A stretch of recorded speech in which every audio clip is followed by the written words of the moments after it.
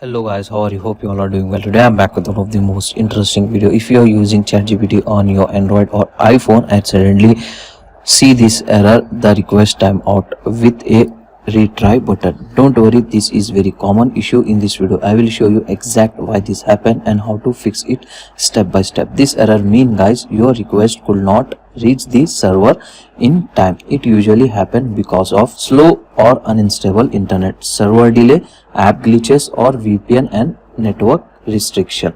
So first, refresh your network. Okay, turn your mobile data off, or if you are using Wi-Fi, turn off your Wi-Fi, wait at least 5 seconds and then turn it on back. Or you can close your ChatGPT and try to open it again. It will fix your problem. Still the problem is same. Now you can try the next method. Close the ChatGPT, enable the airplane mode on your phone. I am using iPhone. Okay, and wait for 10 seconds at least and then turn it off back and try to open your ChatGPT. This reset your network connection completely.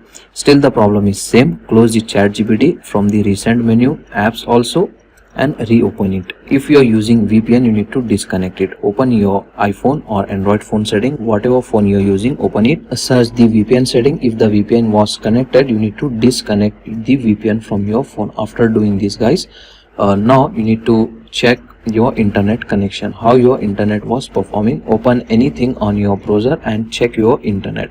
If the internet is working very fine, now open the ChatGPT and try to browse the ChatGPT. It will fix your problem. Still the problem is same. Now you can try the next method.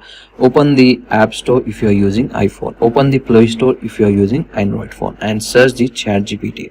If the app update is available, simply go ahead, update your app. So special for Android phone user, if you are using Android phone, you need to clear the cache and the data of the app. So this option is only available for Android phone user only.